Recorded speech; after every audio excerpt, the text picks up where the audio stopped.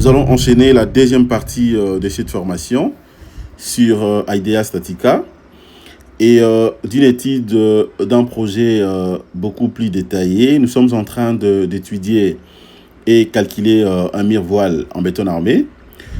La deuxième partie, maintenant, c'est que je suis censé faire après avoir chargé l'élément et vous montrer comment faire la combinaison. Alors là maintenant, je vais tout simplement vérifier quelques éléments, ensuite lancer les calculs.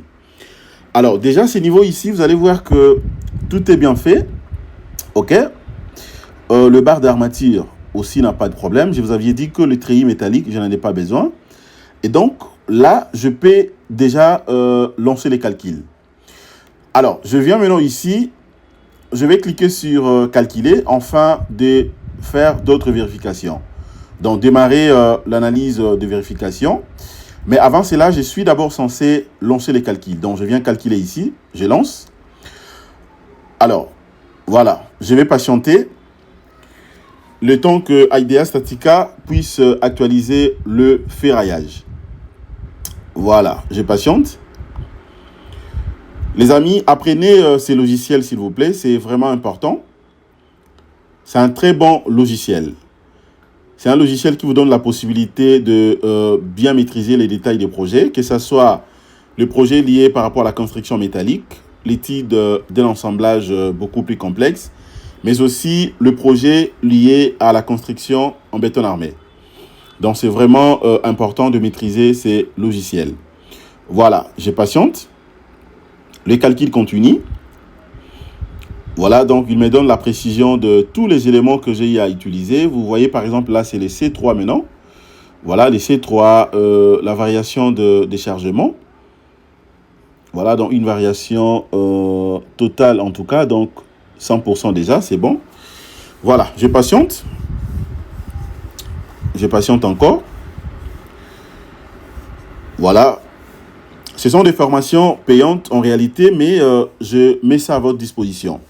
Voilà, vous allez comprendre qu'à ce niveau, déjà c'est bon. Ok, donc il vient de calculer, mais seulement je suis censé porter une correction ici. Vous voyez, les chargements C3, non conformité, le calcul s'est arrêté à cause de divergence. Donc, cela veut dire quoi? En réalité, je vais rentrer d'abord ici. La combinaison, je l'avais fait ici, c'était C1, C2. Et donc, le C3 ici, voilà, donc je fais clic droit. Bon, ou soit je peux directement les décocher parce que je n'avais pas tenu compte de C3. Et ensuite, je vais relancer les calculs. Je relance. Il va générer au même moment le ferraillage. Voilà, je patiente. Donc, c'est un logiciel qui s'adapte facilement donc à toutes les données. Vous pouvez au même moment isoler d'autres données. Par exemple, décocher quelques sollicitations afin de bien voir le comportement de la structure. Voilà, je patiente. Je patiente. OK, il avait déjà calculé, c'est bon, mais j'ai pris quand même soin de décocher la sollicitation qui n'était pas considérable ou considéré. Voilà. Voilà les points CD. Voilà, super. OK, là maintenant c'est bon. Regardez. Déjà, ce niveau, il m'a donné la précision des calculs. Regardez ici. Concernant la combinaison en hélice, il me dit le béton C1, 99,50%, c'est bon, ça passe. Le ferraillage C1, 76,6%, ça passe. L'ancrage C1, 97,5%, ça passe. Et de l'autre côté, en LS également, limite des contraintes CD, 57,3%, ça passe. L'ouverture de fissure CD, 27,6%, c'est bon. Alors, étant donné que je viens de calculer, maintenant, ce que je suis censé faire, c'est quoi? Avant de voir les rapports, c'est-à-dire la note de calcul global, qui va me donner une idée claire concernant tout ce que j'ai eu à faire, je vais d'abord commencer à vérifier d'autres éléments, faire en fait quelques vérifications, afin de me rassurer que tout est bien fait. Donc, qu'à cela détienne, je vais faire quoi? je vais passer directement à la vérification. Ça, ce sont les outils. OK? Moi, je vais cliquer sur vérification. Voilà, je clique là-dessus. Regardez ici déjà le résultat d'une manière globale. Le résultat pour le point, ici. Voilà. À ce niveau, j'ai déjà une idée un peu claire du point de vue comportement de ces mirevoiles. Regardez, par exemple, il y a une forte sollicitation à ce niveau, au niveau de cet appui. Ça fait 99,5%. OK? Donc, bien évidemment, du point de vue béton. Et de l'autre côté également un peu, 76,6% par rapport au ferraillage. Regardez, il m'a proposé au même moment ces diagrammes. Ces diagrammes, donc ça me donne une idée par rapport à la majorité du comportement de l'ouvrage. Alors, maintenant, je vais faire quoi ici? Je vais d'abord, ça c'est les résumés. Je peux voir au même moment les efforts. OK? Les efforts concernant les diagrammes, c'est ça. Regardez les efforts. Alors, le plus grande sollicitation, c'est déjà à ces niveaux. OK? 99,5. De l'autre côté aussi. Ici. Tout comme de l'autre côté. Ce sont des zones qu'il faudra bien armer. Voilà. Alors, vous avez la possibilité de bien voir ça aussi. Je peux directement en 3D. Voilà.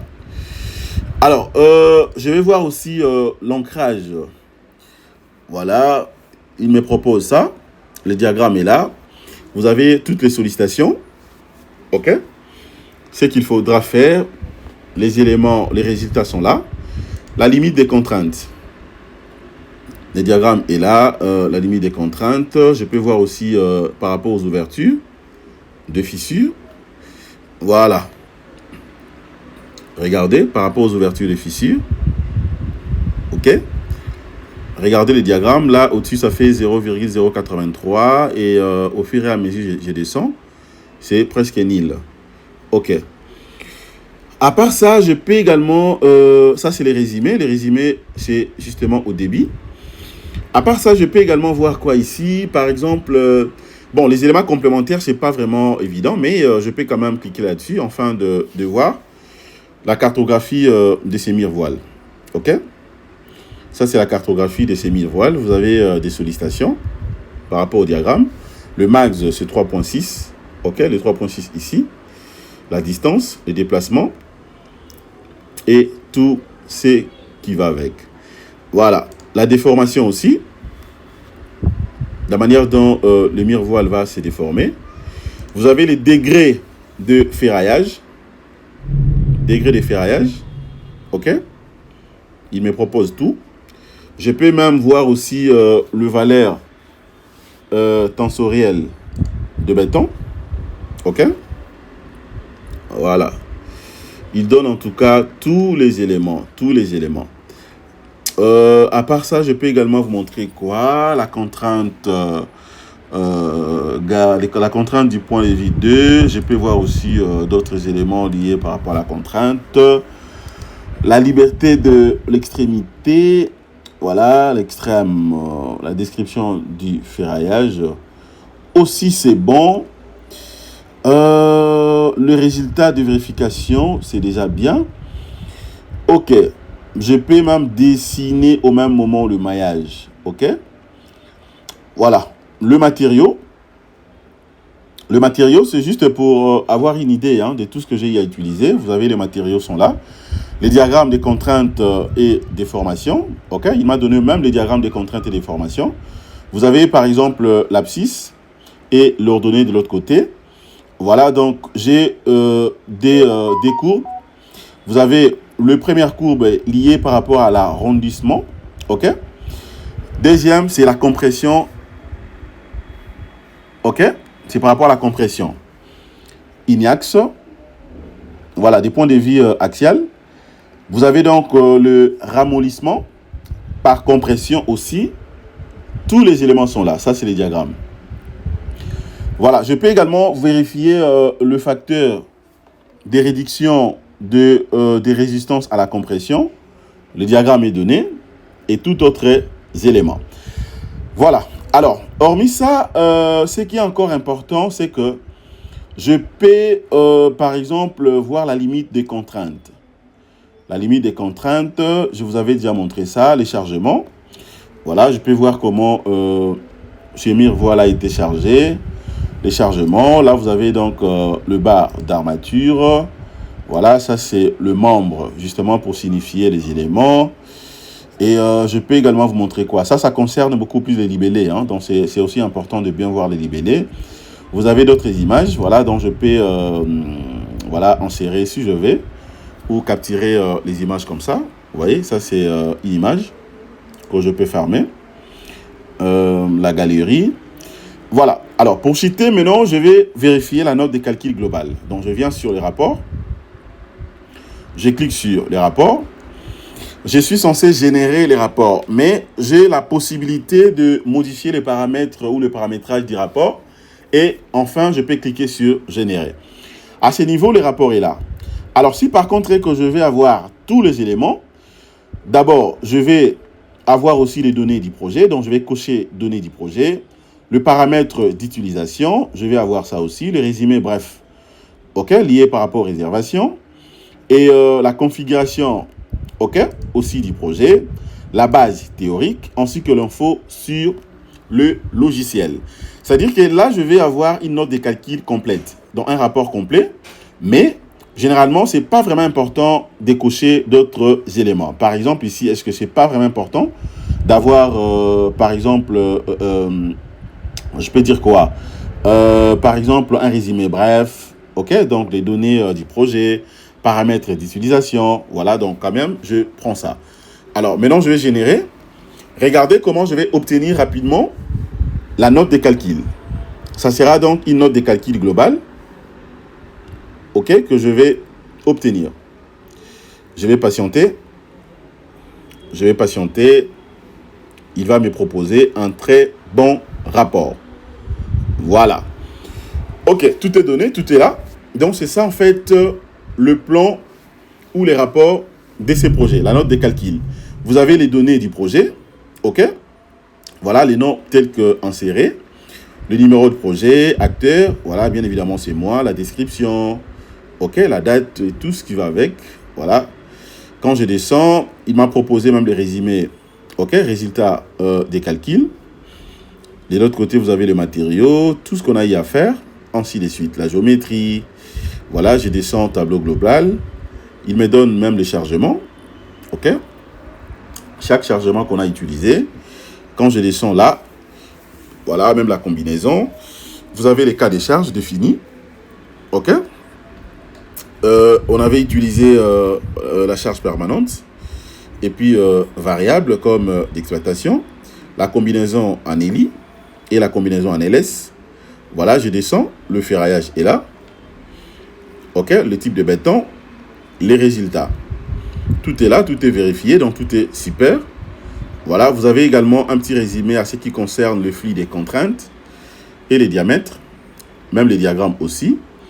Voilà, il me donne tous les éléments. Ça, c'est vraiment, c'est une note de calcul global.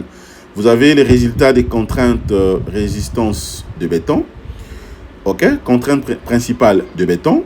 Il m'a donné même la déformation principale de béton et aussi la déformation plastique de béton.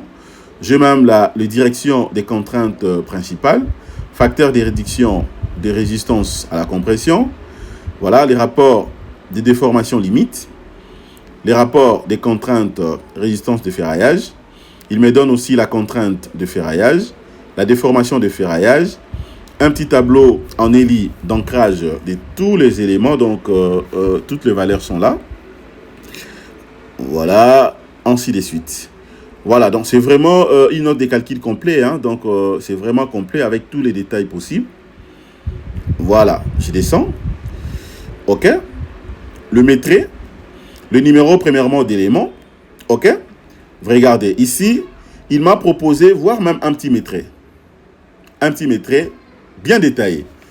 D'abord, numérotation d'éléments. Chaque élément est numéroté. Et puis ici, le tableau des treillis de ferraillage. Voilà. OK? Le type des barres utilisées. Voilà. Les tableaux détaillés de barres de ferraillage, ainsi de suite.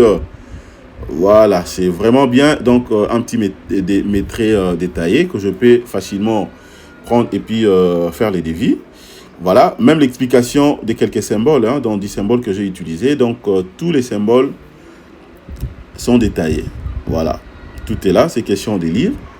C'est vraiment une note de calcul complet. Voilà, conditions des calculs, la manière dont j'ai calculé. Vous avez également d'autres informations. Voilà, donc en tout cas, il m'a donné tout. Hein. C'est vraiment une note de calcul complet. Voilà. Voilà, les amis, c'est un très bon logiciel en tout cas. C'est un très, très, très bon logiciel. C'est vraiment un très bon. Voilà, donc il m'a tout donné en tout cas. Donc tout est là, tout est là. C'est comme un livre en fait.